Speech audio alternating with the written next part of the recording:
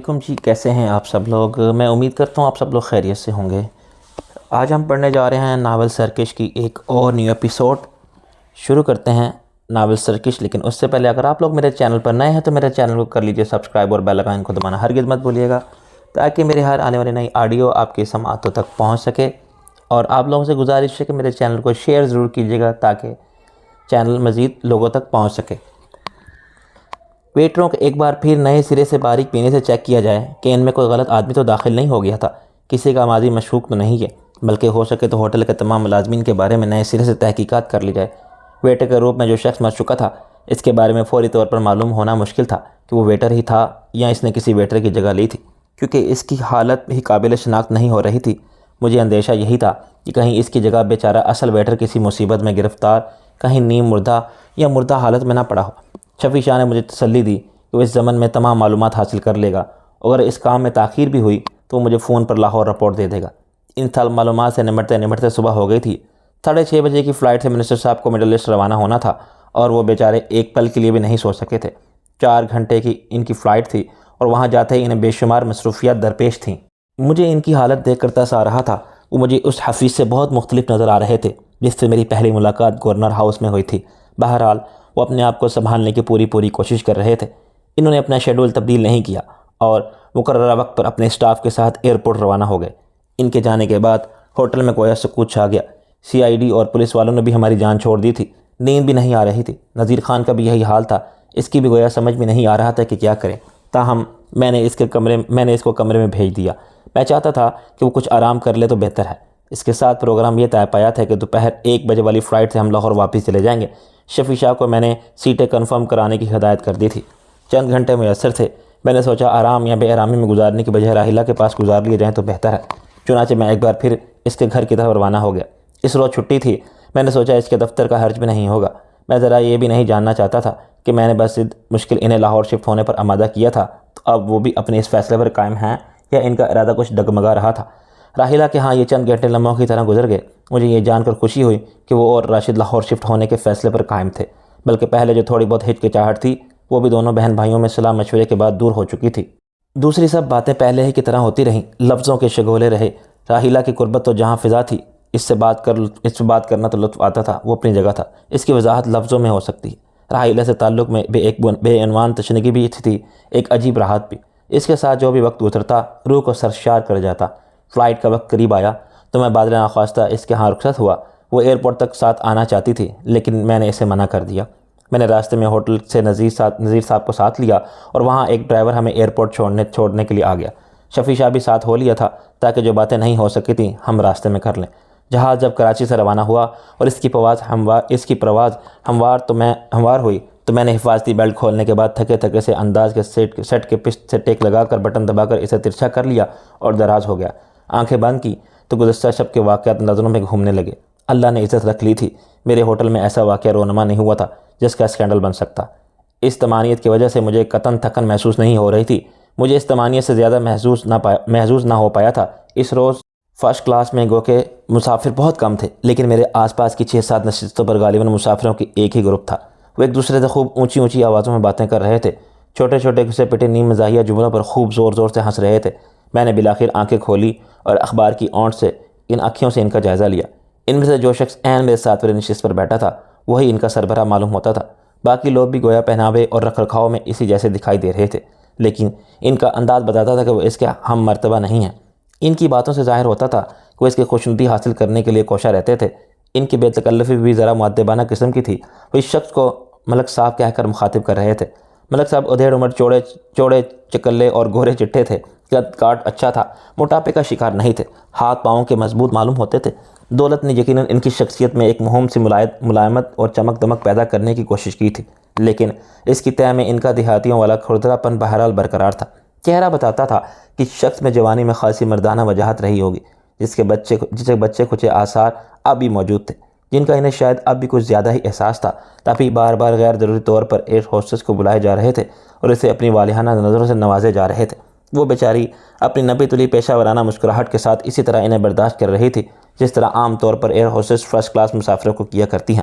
ملک صاحب شاید air hostess کو سنانے کے لیے ہی کبھی اس کی موجودگی میں اپنے کسی ساتھی کو مخاطب کر کے پوچھتے، اکمل صاحب یاد ہے پچھلے سال جدوں اسی پیرس گئے تو تسی جہاز وچ اس میم نے کی کیا سی؟ یاد ہے پچھلے سال جب ہم پیرس گئے تھے تو جہاز میں اس میم نے کیا کہا تھا؟ کبھی وہ کسی دوسرے ساتھی کو یاد دلاتے، عزیز صاحب اتھے تے انہاں دیاں زیر پھر بغیر گزارے نہیں، پر لندن وچ انہاں دے نال اچھی ساڈے کولوں سوئمنگ دی نہیں ہوندی سی۔ یہ پنجابی کے الفاظ ہیں، میں کوشش کروں گا اس کو پڑھنے کی۔ پانی تے انج ہی ہوندا سی جویں برف۔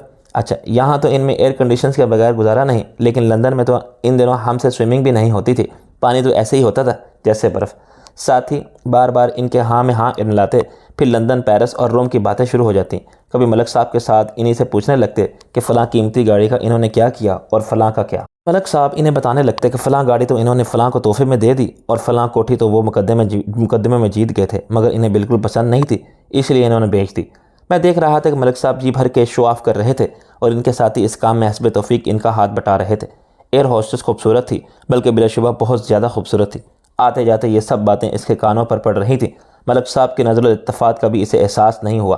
کبھی کبھی اس کی مسکراہٹ میں دلداری کی رمق بھی آ جاتی تھی، لیکن یہ باتیں دولت مندی کے قصے، دولت مندوں کے نکاح التفات، یہ سب کچھ اس کے لیے تھوڑا بہت اہم شاید رہا ہو، لیکن نیا بہرحال نہیں تھا۔ فرسٹ کلاس میں یہ اس لیے آئے دن کا تجربہ تھا، خصوصاً جب کہ وہ خوبصورت بھی تھی۔ معلوم نہیں وہ اندر ہی اندر بور ہو رہی تھی یا نہیں۔ بہرحال میں خاصا بور ہو رہا تھا، لیکن اپنے آپ کو تسلی دینے کے لیے کوشش کر رہا تھا کہ سفر طویل نہیں تھا، منزل جلد ہی آنے والی تھی۔ یہ انچاہی رفاقت زیادہ دیر کے لیے گلے کا ہار نہیں تھی، تاہم میں اپنی ناگواری کا اظہار کیے بغیر نہیں رہ سکا۔ وہ کہ یہ خاموش اظہار ہی تھا، مگر کوئی محسوس کرنے والا ہوتا تو کر سکتا تھا۔ میں نے اخبار چہرے کے سامنے سے ہٹا کر فولڈنگ ٹیبل کے ساتھ اڑس دیا اور ملک صاحب کو ناگواری سے گھور کر دیکھا۔ اسی لمحے انہوں نے پہلی بار میرا چہرہ دیکھا۔ میری ناگواری کی طرف تو شاید ان کا دھیان ہی نہیں گیا تھا۔ انہوں نے باتیں پھیلاتے ہوئے اپنے کسی ساتھی کو مخاطب کیا، ارے بھائی ہم نے تو دیکھا ہی نہیں، ہمارے ساتھ تو چودھری افضل صاحب بیٹھے ہوئے ہیں، سبحان اللہ کیا حسین اتفاق ہے۔ انہوں نے گرم جوشی سے مسافے کے لیے میری طرف ہاتھ بڑھایا۔ میں نے ان کے ہاتھ کو نظر انداز کرتے ہوئے خشک لہجے میں کہا، معاف کیجیے میں نے آپ کو پہچانا نہیں۔ وہ ذرا بھی شرمندہ ہوئے بغیر بولے، یہی تو حالات کی ستم ظریفی ہے جی، آپ کی تصویر کبھی اخبار میں نہیں چھپی، لیکن ہم نے آپ کو پہچان لیا، اور ہماری تصویریں آئے دن اخباروں میں چھپتی رہتی ہیں، لیکن آپ نے ہمیں نہیں پہچانا، بڑے افسوس کی بات ہے۔ میں نے ملامت سے کہا، اخباروں کا کیا ہے جناب، اخباروں میں تو عجیب عجیب تصویریں چھپتی رہتی ہیں۔ کبھی تصویر چھپ جاتی ہے فلاں جگہ 2 ناکوں اور 2-4 آنکھوں والا ایک بچہ پیدا ہو گیا، کبھی لائن میں کھڑے 4-6 ٹیڑھے میڑے سے آدمیوں کی تصویر چھپی ہوتی ہے جن کے بارے میں لکھا ہوتا ہے کہ پولیس مقابلے میں یہ پکڑے گئے اور ان کے اتنے ساتھی مارے گئے۔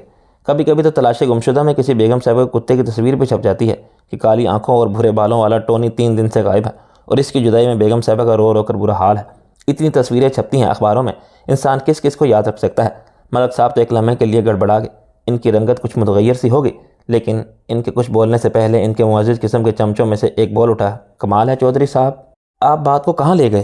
اپنے ملک ریاض راہی صاحب تو بڑے مشہور لیڈر ہیں، روز ان کے بیانات چھپتے رہتے ہیں اخباروں میں، تصویر بھی اکثر چھپتی رہتی ہے، بڑے پاپولر آدمی ہیں اپنے علاقے میں، ڈنکا بجتا ہے ان کے نام کا۔ یہ میری بدقسمتی ہے، اس ڈنکے کی آواز میرے کانوں تک نہیں پہنچی۔ میں نے بدستور شائستگی سے کہا، بہرحال آپ سے مل کر خوشی ہوئی۔ میں نے مسافے کے لیے ملک ریاض راہی کی طرف ہاتھ بڑھایا، اس کی باتیں ذرا کھل گئیں۔ اس نے گرم جوشی اور مضبوطی سے مسافہ کیا، آدمی مضبوط معلوم ہوتا تھا۔ اسی لمحے مجھے کچھ یاد آیا کہ ذیل خبروں والے سفر پر نظر دوڑاتے وقت شاید یہ نام میری نظر سے گزرا تھا، لیکن ظاہر ہے وہ صفحہ میں پڑھ نہیں پاتا تھا، یوں ہی سرسری سے انداز میں نظر ڈالتے ہوئے آگے بڑھ جاتا تھا۔ اخبارات کے ان صفحوں پر شاید کبھی کبھار ان کے چند سطری کوئی خبر سنگل کالم میں ہوتی تھی، کبھی کبھی شاید تصویر بھی چھپتی تھی، لیکن میرے ذہن میں نہیں رہی تھی، میں نے کبھی توجہ سے دیکھی ہی نہیں تھی۔ یہ راہی کیا آپ کا تخلص ہے؟ میں نے مسکراتے ہوئے پوچھا۔ جی ہاں، اس نے فخر سے جواب دیا، لیکن ابھی میں نے شاعری شروع نہیں کی، ابھی میں کوئی اچھا سا استاد ڈھونڈ رہا ہوں جو میرے کلام پر اصلاح دے سکے۔ کلام پر اصلاح دینے کی بات بھی خوب تھی، میں نے کہا، جب آپ نے کچھ کہنا شروع ہی نہیں کیا تو پہلے سے ہی اصلاح کرنے والے کی تلاش کیوں شروع کر دی؟ دیکھیں نا چودھری صاحب، انسان کوئی بھی نیا کام شروع کرتا ہے تو اس میں غلطیاں تو ہوتی ہیں نا۔ میں زیادہ خوش فہمی میں مبتلا رہنے والا آدمی نہیں ہوں۔ وہ حتی مکان متانت سے بولا، میں اس کے اس بیان سے محظوظ ہوئے بغیر نہ رہ سکا، حالانکہ اس کے ساتھ 6-7 آدمی ایسے سفر کر رہے تھے جن کا کام ہی غالباً اسے دن رات خوش فہمی میں مبتلا رکھنا تھا، مگر وہ کہہ رہا تھا وہ خوش فہمی میں مبتلا رہنے والا آدمی نہیں۔ عجیب بات تھی، بیشتر لوگوں کے ساتھ میں نے یہی معاملہ دیکھا تھا کہ وہ جو ہوتے تھے اپنے آپ کو اس کے بالکل الٹ سمجھتے تھے، یا کم از کم الٹ ظاہر ضرور کرتے تھے۔ مثلا ہر وقت خوش آمدیوں میں گھرے رہنے والے اور ذرا ذرا سی تعریف پر پھول جانے والوں میں سے میں نے کہتے سنا تھا کہ وہ خوش آمد کو بالکل پسند نہیں کرتے۔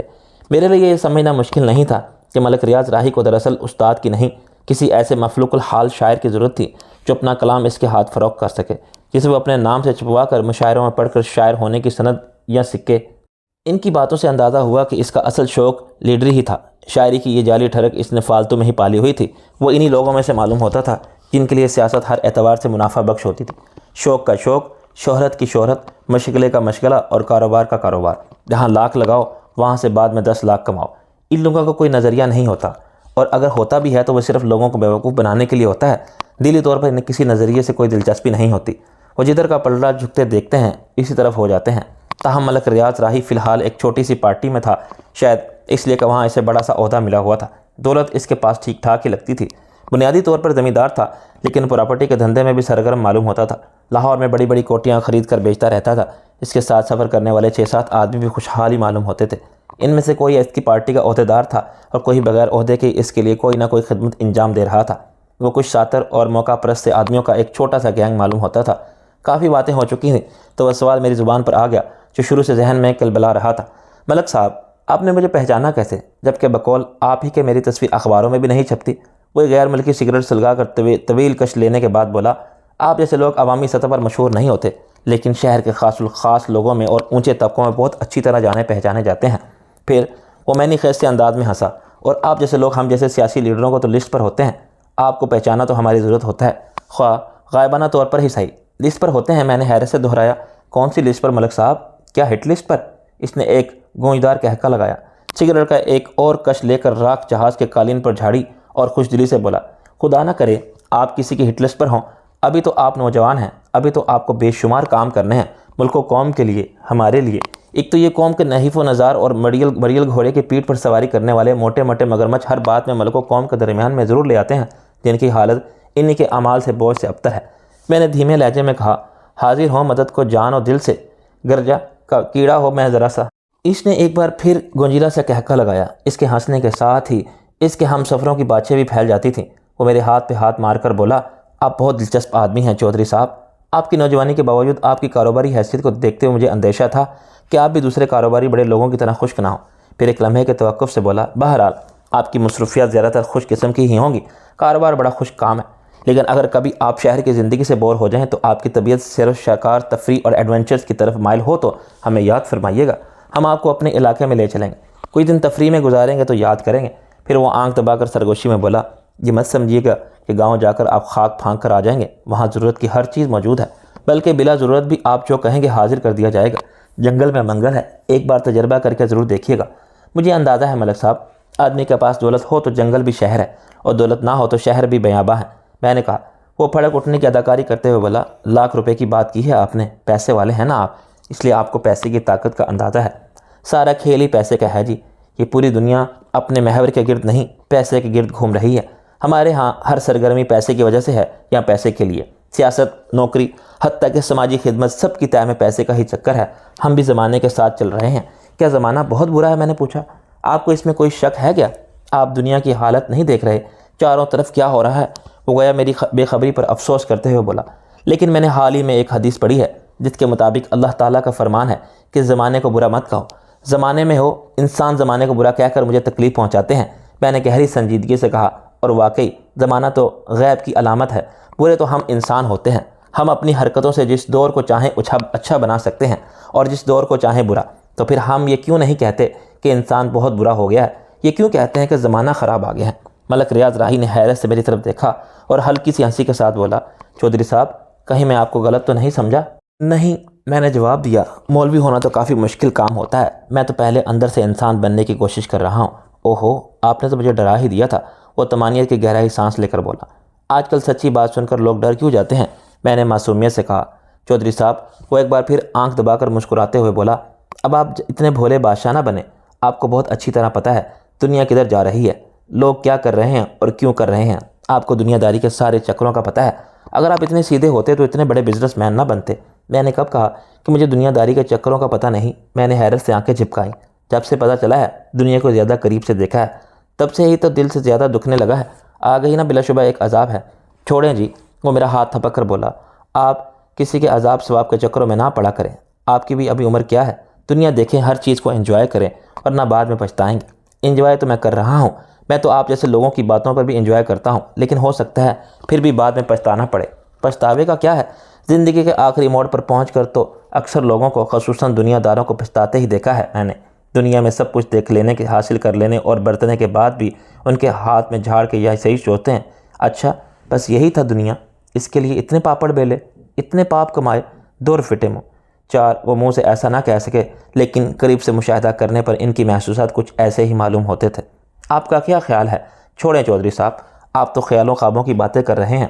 وہ فولڈنگ میز کی ایش ٹرے میں سگریٹ بجاتے ہوئے بولا، ہم نے تو زندگی کی آخری سانس تک دنیا والوں کو دنیا داری کے چکروں میں پریشان دیکھا ہے۔ بستر مرگ پر پڑا ہوں گے، آخری سانس سینے میں اٹکی ہوئی ہوگی، لیکن فکر پڑی ہوگی کہ فلاں جائیداد کا کیا بنا، فلاں کارخانہ فلاں لڑکے نے سنبھال لیا نہیں، فلاں فائلیں فلاں محکموں سے نکل آئیں یا نہیں۔ انہوں نے فکروں میں تڑپتے ہوئے اور خواب آور دواؤں کے انجیکشن لگواتے ہوئے دنیا سے رخصت ہو جاتے ہیں، اور میں کہتا ہوں کہ یہ ٹھیک ہی ہے۔ زندگی اسی جد و جہد کا نام ہے۔ آدمی کو اسی طرح ہاتھ پاؤں مارتے مارتے مرنا چاہیے، مفلوج ہو کر نہیں، بے بسی میں۔ اچانک ہو سکتا ہے، حتیٰ کہ سوچ بھی ٹھیک طرح سے اس کے قابو میں نہ رہے۔ اب یہ تو کوئی انسان یقین سے نہیں کہہ سکتا کسے کیسی مصیبت نصیب ہوگی یا کیسی موت نصیب ہوگی۔ دنیا کی ساری دولت بھی انسان کو اس کی پسندیدگی کی موت نہیں دلوا سکتی، میں نے کہا۔ اس لیے تو میں سوچتا ہوں کہ ہر طرح کی موت کے لیے تیار رہنا چاہیے، بلکہ صرف موت کے لیے نہیں، انسان تیار رہ لے تب بھی غنیمت ہے۔ یہ یاد رکھ لے کہ موت کے بعد کسی کے سامنے پیش ہونا ہے۔ اب آپ غالباً توشہ آخرت وغیرہ کی بات کریں گے، خدا داد لے چودھری صاحب، آپ کوئی ہم جیسے گناہگار انسانوں میں اٹھتے بیٹھنے والی باتیں کریں۔ وہاں ہاتھ جوڑتے ہوئے بولا، گناہگار تو میں بھی بہت ہوں، میں نے سنجیدگی سے کہا، لیکن گناہ کو گناہ سمجھنے میں، اچھے اور برے کے درمیان امتزاج رکھنے میں کیا حرج ہے؟ انسان کم از کم گناہوں پر فخر تو نہ کرے، نہیں، زندگی کا حاصل تو نہ سمجھے، یہ بھی غنیمت ہے، اس سے انسان کا ضمیر زندہ ہونے کا سراغ ملتا ہے۔ چھوڑیں جی چودھری صاحب، خالی خولی امتیاز رکھنے اور شرمندہ ہونے کا کیا فائدہ، جب انسان گناہوں کو چھوڑ نہ سکتا ہو، برائیوں سے پرہیز نہ کر سکتا ہو، اچھائی کے راستے پر قائم نہ رہ سکتا ہو، ان ساری باتوں کی اس میں طاقت ہی نہ ہو، تو پھر خالی وعظ کرتے رہنا کیا فائدہ؟ اس سے تو بہتر ہے کہ آپ خالص دنیا دار ہی بن جائیں، ہر وقت ایک خلش میں، ایک کسک میں تو مبتلا نہ رہیں، بیچ میں تو نہ لٹکے رہیں۔ یہ یا تو آپ سارے احکام کی عملی پابندی کریں یا پھر پورے دنیا دار ہو جائیں، کسی ایک طرف ہو کے جائیں۔ انسان کسی بھی معاملے میں 2 کشتیوں کا سوار نہیں رہ سکتا۔ میں نے ایک لمحے کے لیے سوچا شاید وہ ٹھیک کہہ رہا تھا، آدمی جاہل معلوم ہوتا تھا، لیکن جاہل بھی کبھی کبھی پتہ کی بات کر جاتے ہیں۔ وہ جو بھی تھا لیکن جہاں دیدہ بہرحال معلوم ہوتا تھا۔ میں نے پہلے کی نسبت ذرا کمزور لہجے میں کہا، میں تو نہ اپنے آپ کو اچھے نیک اور پارسا لوگوں میں شمار کر رہا ہوں اور نہ ہی بیچ والوں میں۔ میرا خیال ہے میں تو خود بھی آپ جیسے دنیا داروں میں ہی شامل ہوں ملک صاحب، لیکن یوں ہی کبھی کوئی غیبی آواز سی بے چین کر دیتی ہے۔ میرا کبھی کبھی بہت نیک، بہت پارسا بن جانے کو جی چاہتا ہے، لیکن معلوم نہیں کس چیز نے روکا ہوا ہے۔ دنیا کی کشش نے۔ ملک مسکرایا، اس دنیا میں بڑی کشش ہے، اس کی ہر چیز میں بڑی لذت ہے، سچی ہے یا جھوٹی، پائیدار ہے یا ناپائیدار، لیکن بہرحال لذت ہے۔ آپ غیبی آواز سے زیادہ پریشان نہ ہوا کریں، ہم جیسے سے دوستی رکھیں، آپ کو ہر طرح کی غیبی آوازیں ستانا بند کر دیں۔ پھر اس نے انگوٹھے کے ذریعے بوتل منہ سے لگانے کا اشارہ کرتے ہوئے پوچھا، یہ شکل چلتا ہے؟ میں نے نفی میں سر ہلایا، یہی تو خرابی ہے آپ میں۔ وہ گیا مرض کی جڑ پکڑتے ہوئے بولا، جب بھی غیبی آوازیں آپ کو ستایا کریں، بوتل کھول لیا کریں، ساری آوازیں ختم ہو جائیں گی، صرف خواہشوں کی آواز رہ جائے گی۔ میں سچ کہہ رہا ہوں، آپ کو ہم جیسے انسانوں کی صحبت کی اشد ضرورت ہے۔ آپ پہلی فرصت میں چاہے لاہور میں ہمارے ساتھ نشست رکھیں یا پھر زمینوں پر چلنے کا کوئی پروگرام بنائیں۔ مجھے اس کی دعوت سے کوئی دلچسپی نہیں تھی، لیکن معلومات کی خاطر میں نے پوچھا، کہاں ہے آپ کی زمینیں؟ اوپر والے کا بڑا کرم ہے۔ ایک لمحہ پہلے وہ جس طرح کی باتیں کر رہا تھا، ان کی روشنی میں یہ اوپر والے کے کرم کی بات اس کے منہ سے بڑی عجیب لگی، لیکن معاشرہ ایسے ہی تضادات سے بھرا پڑا تھا، میں کس پر حیران ہوتا۔ وہ بڑے تشکر بھرے لہجے میں بات جاری رکھتے ہوئے بولا، تو مختلف علاقوں میں زمین ہے اپنی۔ اس نے علاقوں کا نام بتایا اور میں چونک کے بغیر نہ رہ سکا، کیونکہ ان میں سے ایک علاقے کا نام شکر گڑھ تھا۔ میں نے سرسری سے لہجے میں کہا، شکر گڑھ کے قریب تو کافی زمین ملک اسلم حیات کی بھی تھی، کئی چک آباد تھے ان زمینوں پر۔ میں نے تو اپنا چوکنا اس پر ظاہر نہیں ہونے دیا تھا، لیکن وہ واضح طور پر چونک کر میری طرف دیکھتے ہوئے بولا، کیا آپ جانتے تھے ملک اسلم حیات کو؟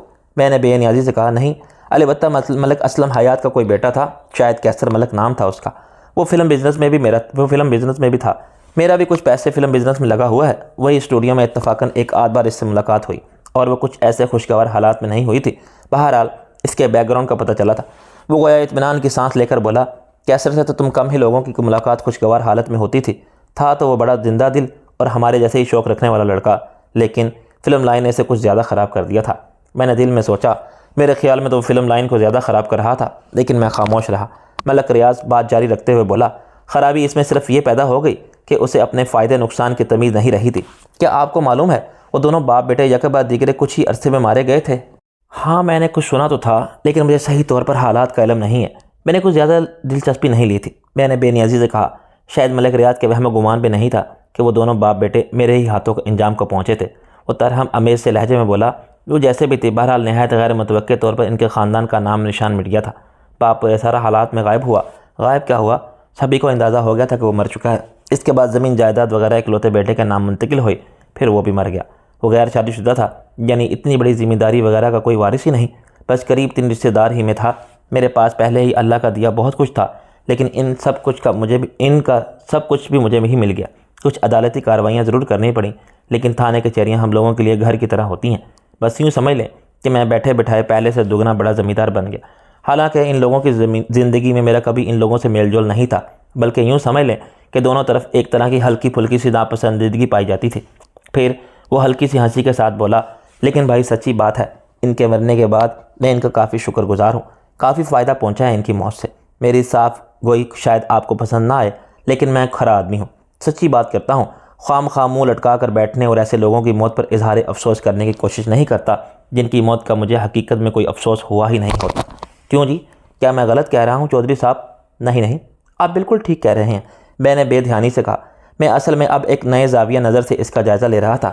مجھے یہ اتفاق بڑا عجیب سا لگ رہا تھا کہ میری زندگی کے سادہ ورق پر دشمنی اور نفرت کے خانے میں جس شخص کا نام سب سے پہلے اور بہت گہرے حروف میں لکھا گیا تھا، آج اس کی زمینوں اور جائیداد کا وارث میرے برابر بیٹھا مجھ سے گپ شپ کر رہا ہے۔ وارث بھی وہ جو در حقیقت وارث تھا ہی نہیں۔ وقت نے ویسے ہی اٹھا کر سب کچھ اس کی جھولی میں ڈال دیا تھا۔ اس دولت و جائیداد کے لیے ملک اسلم حیات، پھر اس کے بیٹے قیصر ملک نے نہ جانے کیا کیا پاپ کمائے تھے، کیا کیا ظلم ڈھائے تھے۔ اس دولت و جائیداد کو حقیقی وارث بھی میسر نہیں آ سکا، اور اس کے بل پر وہ اپنے لیے عزت کی موت بھی نہیں خرید سکے تھے۔ اگر گہری نظر سے دیکھا جائے تو بڑی بے وقت لگتی ہے یہ چیزیں۔ اچانک وہی ایئر ہوسٹس ایک بار پھر ہمارے قریب سے گزری، جس کی ہر نظر التفات کے لیے ملک ریاض خاصی دیر سے پھڑک رہا تھا۔ وہ مجھ سے ہلکی کوہنی مار کر اور آنکھ دبا کر بولا، کیسی ہے؟ اچھی ہے نا؟ میں نے سادگی اور سنجیدگی سے کہا، لیکن اسے اس کے حال پر کیوں نہیں چھوڑ دیتے؟ بیچاری یہاں ڈیوٹی کر رہی ہے تو کچھ سہمی سے نظر آتی ہے۔ چھوڑا تو ہوا ہے اس کے حال پر، ہم کون سا اسے جھولی میں لیے جا رہے ہیں، اپنے ساتھ لیے جا رہے ہیں؟ ملک ریاض نے قدرے عجیب سے نظروں سے میری طرف دیکھا۔ ویسے آپ اس کے سہمی نظر آنے پہ نہ جائیں، یہ تو ایسے ہی ذرا دکھاوے کی باتیں ہوتی ہیں۔ یہ جہاز کا اسٹیج ہے نا، ذرا پرفارمنس دیتی ہیں اور ایکٹنگ کرتی ہیں کہ سیدھی سادی پاک باز اور معصوم ہیں، لیکن بڑی خراٹ ہوتی ہیں۔ یہ تو دل سے چاہتی ہیں کہ ہم جیسے مشہور اور دولت مند لوگ ان کی طرف متوجہ ہوں، انہیں لفٹ دیں۔ جال ہم تھوڑا ہی پھینک سکتے ہیں، جال تو ان کے پاس ہوتا ہے۔ ہو سکتا ہے کچھ واقع سیدھی سادی پاک باز اور معصوم ہوں، خراٹ نہ ہوتی ہوں، جال لیے نہ پھرتی ہوں۔ میں دھیمے لہجے میں کہا، آخر ہم لوگوں کے بارے میں حسن ظن نہیں رکھتے؟ ہم یہ کیوں نہیں سوچتے کہ شاید ہماری نظریں دھوکہ کھا رہی ہیں، شاید ہمارا تجربہ جھوٹ بول رہا ہے؟ کبھی کبھی خواہ حقیقت سامنے ہو تب بھی کیا کچھ اور فرض کر لینا زیادہ بھلا نہیں لگتا؟ چودھری صاحب، ہم جیسے لوگوں کے منہ سے یہ افسانوں کی باتیں اچھی نہیں لگتی۔ وہ ہاتھ ہلا کر بولا، ہم حقیقت کی دنیا کے لوگ ہیں۔ کم از کم میرا اپنے بارے میں تو یہی خیال ہے کہ میں یہ سوچیں بہت پیچھے چھوڑ آیا ہوں۔ دیہاتوں میں پرورش پانے والا خیالی اور خواب پرست نوجوانوں کے لیے، چھوٹی موٹی نوکریاں کرنے والے شریف اور شرمیلے بابوؤں کے لیے، ناکام شاعروں اور ادیبوں کے لیے ہم بہت آگے کے لوگ ہیں چودھری صاحب۔ ہمیں دنیا کو اسی طرح دیکھنا چاہیے جیسے وہ ہیں۔ وہ ایئر ہوسٹس کو خرانٹ کہہ رہا تھا، لیکن خود زبردست خرانٹ معلوم ہوتا تھا۔ اسے اندر سے وہ یقیناً بہت کھردرا اور شفاق اور خود غرض تھا۔ میں نے اس سے بحث کرنا فضول سمجھا۔ ویسے بھی اب زیادہ باتوں کا وقت نہیں رہا تھا۔ اسپیکر پر کیپٹن کی آواز ابھر آئی رہی، بتا رہا تھا کہ چند منٹ بعد ہم لاہور ایئرپورٹ پر اترنے والے ہیں۔ ریاض ملک بولا، آپ سے تو کچھ امیدیں نظر نہیں آ رہی کہ کبھی ہمارے غریب خانے پر تشریف لائیں گے، اس لیے جلد ہی خود آپ کے در دولت پر حاضری دیں گے۔ میں ازار مروت کارڈ نکال کر اسے دینے لگا تو بے پرواہ سے بولا، اس کی ضرورت نہیں۔ میں نے عرض کیا، نہ کہ ہم جیسے لوگ آپ جیسے لوگوں کو غائبانہ طور پر بہت اچھی طرح جانتے ہیں۔ ویسے بھی آپ جیسے لوگوں کا ایڈریس، فون نمبر وغیرہ معلوم کرنا کون سا مشکل کام ہے؟ ڈائریکٹری میں بھی آپ کو تو یہ سب چیزیں نہایت نمایاں طور پر آپ کے گروپ آف کمپنیز کے مونوگرام کے ساتھ چھپی ہوئی ہیں۔ اس کا میرے بارے میں اس طرح سطحی سی معلومات رکھنا بھی مجھے کھٹک رہا تھا۔ بغیر کسی مطلب کے کوئی کسی کے بارے میں اتنی معلومات بھی کہاں رکھتا ہے؟ بہرحال میں نے اس سلسلے میں کوئی سوال نہیں کیا۔ لاہور ایئرپورٹ پر ایک چھوٹا سا جلوس اسے لینے آیا ہوا تھا۔ ملک ریاض ارائیول لاؤنج میں پہنچا تو جلوس کے شرکا نے اس کی گردن ہاروں سے لاد دی۔ 2-3 فوٹوگرافر بھی اس وقت موجود تھے جنہیں یقیناً پارٹی ورکر ہی کھینچ کھانچ کے ساتھ لائے تھے۔ ملک ریاض فاتحانہ انداز میں ہاتھ ہلاتا اور ہر 2-3 قدم بعد بڑی متانت سے روک کر فوٹوگرافروں کو اپنی تصویر کھینچنے کا موقع دیتے ہوئے آگے بڑھ رہا تھا۔ میں اس سے چند قدم پیچھے تھا۔ اچانک اس نے ہاروں کے انبار میں بڑی مشکل سے گردن ذرا گھما کر متلاشی نظروں سے پیچھے دیکھا۔ یقیناً اسے میری تلاش تھی۔ مجھ پر نظر پڑتے ہی غالباً سب سے پہلے تو اسے یہ اطمینان حاصل ہوا کہ میں اس کے استقبال کا عظیم اور متاثر کن نظارہ دیکھ رہا ہوں۔ پھر اس نے مجھے بھی اس اعزاز میں شریک کرنے کے لیے جلدی سے قریب آنے کا اشارہ کیا، لیکن میں نے اشارے سے ہی معذرت کی اور فوراً اس طرف کو کھسک لیا جہاں ٹونی کھڑا تھا۔ حالانکہ میں نے فون کر کے صرف ڈرائیور کو بلوایا ہوا تھا، لیکن ٹونی میری آمد کی اطلاع سن کر خود بھی چلا آیا تھا۔ میں نے بریف کیس اسے تھمایا اور تیزی سے دروازے کی طرف بڑھا۔ وہ لپک کر میرے ساتھ ہوتے ہوئے بولا، خیریت ہے سر؟ آپ بہت اجلت میں دکھائی دیتے ہیں۔ تم نے دیکھا نہیں قوم کا ایک عظیم خادم مجھے اپنی رفاقت اعزاز بخشنے پر تلا ہوا ہے؟ ٹونی اپنے مخصوص دھیمے سے انداز میں ہنس دیا۔ اس سے معلوم تھا کہ مجھے ہجوم کے سامنے آنے اور پبلک مقامات پر خواہ خود کو نمایاں کرنے کا قطعاً شوق نہیں ہے۔ وہ لوگ ابھی لاؤنج میں ہی نعرے بازی کر رہے تھے۔ ہم باہر آ کر پارکنگ لاٹ کی طرف بڑھے۔ مجھے معلوم تھا کہ ٹونی شہر کے تقریباً ہر قابل ذکر آدمی کے بارے میں تھوڑی بہت معلومات رکھتا ہے۔ میں نے اس سے پوچھا، تم اس شخص کے بارے میں کچھ جانتے ہو؟ ملک ریاض راہی کے بارے میں؟ اس نے تصدیق چاہی۔ میں نے اس بات میں سر ہلایا تو وہ بولا، کچھ ہی عرصہ پہلے ایک تانگا پارٹی میں شامل ہوا تھا۔ تانگا پارٹی میں؟ میں نے حیرت سے دہرایا۔ اوہ معاف کیجیے گا، یہ ایک عوامی اصطلاح ہے اور آپ کا اب عوامی اصطلاحوں سے زیادہ واسطہ نہیں رہا۔ ٹونی مسکراتے ہوئے بولا، دراصل ہمارے ملک میں بہت سی ایسی پارٹیاں بھی ہیں جن کے عہدیدار اور ارکان وغیرہ سب مل کر ایک تانگے میں سما سکتے ہیں۔ انہیں تانگا پارٹی کہا جاتا ہے۔ ملک ریاض جب اس پارٹی میں شامل ہوا تو وہ بھی تانگا پارٹی ہی تھی، لیکن اس کے آتے ہی گویا پارٹی میں بھی جان پڑ گئی اور خود ملک ریاض بھی راکٹ کی رفتار کے ساتھ کے افق پر سفر کر رہا ہے۔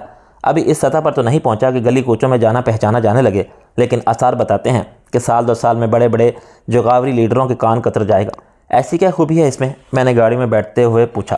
جہاز میں سفر کے دوران میری اس سے تقریباً 1 گھنٹہ گفتگو رہی۔ مجھے تو انتہائی عیار، بدماش، منافق اور جھوٹا آدمی دکھائی دیا۔ یہی تو ہمارا المیہ ہے سر۔ ٹونی ٹھنڈی سانس لے کر بولا، اکثر و بیشتر سیاست میں آنے والوں کو یہی برائیاں ان کی خوبیاں بن جاتی ہیں۔ انہی کے سہارے وہ تیزی سے آگے آتے چلے جاتے ہیں۔ سیدھے سادے اور کم علم لوگوں کو جو جتنا زیادہ الو بنا سکتا ہے وہ اتنا ہی بڑا اور کامیاب لیڈر بن جاتا ہے۔ کیا اس میں لوگوں کا کوئی قصور نہیں؟ میرا مطلب ہے عوام کا۔ میں نے کہا، عوام کا تو شاید نہیں۔ ٹونی ہچکچاہٹ آمیز لہجے میں بولا، لیکن ان کی کم علمی، کم فہمی اور بے خبری کا ضرور ہے۔ لیکن مسئلہ یہ بھی ہے کہ انہیں جان بوجھ کر کم علم اور ذہنی طور پر پسماندہ رکھا گیا ہے۔ ملک ریاض کے بارے میں کچھ اور جانتے ہو؟ میں اس طوالت طلب موضوع سے کتراتے ہوئے پوچھا۔ اس کی کامیابی کی دوسری بڑی وجہ پیسہ ہے سر، ٹونی بولا۔ پیسہ وہ پانی کی طرح بہا رہا ہے۔ پارٹی کے دفتروں میں لنگر کھلے رہتے ہیں، پریس والوں کے لیے جلسے جلوسوں کے لیے گویا تھیلوں کے منہ کھلے رہتے ہیں۔ ویسے تو بہت سے لوگ سیاست میں خاندانی دولت اس امید پر خرچ کرتے رہتے ہیں کہ آج 10-20 لاکھ لگائیں تو کل 10-20 لاکھ کروڑ کمائیں گے، لیکن ملک ریاض جس دریا دلی سے خرچ کر رہا ہے اس سے تو لگتا ہے کہ وہ خاندانی دولت بھی نہیں ہے۔ جو سیاست میں اس کے خرچے بڑھ رہے ہیں، اس کی خاندانی دولت اس سے بھی زیادہ بڑھتی دکھائی دے رہی ہے۔ یہ ویسے ہی بس میرا مشاہدہ ہے، صحیح اعداد و شمار تو مجھے معلوم نہیں، کیونکہ میں نے اسے کبھی اتنی اہمیت نہیں دی۔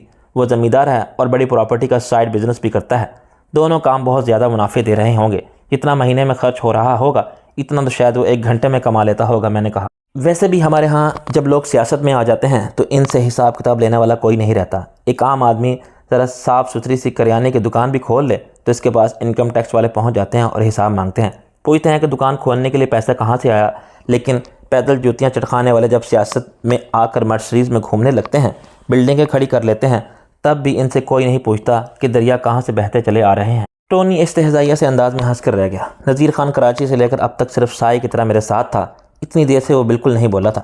میں نے مسکراتے ہوئے اس کی طرف دیکھ کر کہا، نذیر بھائی آپ تو بالکل ہی چپ ہیں۔ جب سے کراچی سے چلے آئے ہیں تب سے ایک لفظ بھی نہیں بولے۔ ایسی بھی کیا خاموشی؟ آپ کے سامنے اتنے عظیم موضوعات پر تبادلہ خیال ہو رہا تھا، آپ بھی تو کچھ اظہار خیال کیجیے نا۔ نذیر خان پہلو بدلتے ہوئے ایک مربیانہ بے نیازی سے بولا، پہلی بات تو یہ ہے کہ مجھے ابھی تک بولنے کا موقع ہی نہیں ملا۔ دوسری بات یہ ہے کہ مجھے موقع ملتا میں تب بھی نہ بولتا۔ ایک بیچارے نذیر خان کے بولنے سے کیا ہوگا؟ یہ وہ موضوعات ہیں جن پر لوگ ہر پہلو سے بول چکے، لکھ چکے، ہر زاویے سے ان پر اظہار خیال کر چکے، مگر اس سے کیا فرق پڑ گیا؟ کچھ بھی نہیں، پر نالا وہیں بہہ رہا ہے اور وہیں بہے گا۔ الجھاوے وقت کے ساتھ ساتھ مزید بڑھیں گے، کم نہیں ہوں گے۔ ہمارے نظام اور ہمارے مسائل کی مثال الجھے ہوئے دھاگوں کے ایک بہت بڑے ڈھیر کی سی ہے۔ ہر دھاگا الجھا ہوا ہے، ہر ایک کہیں نہ کہیں جا کر پھنسا ہوا ہے۔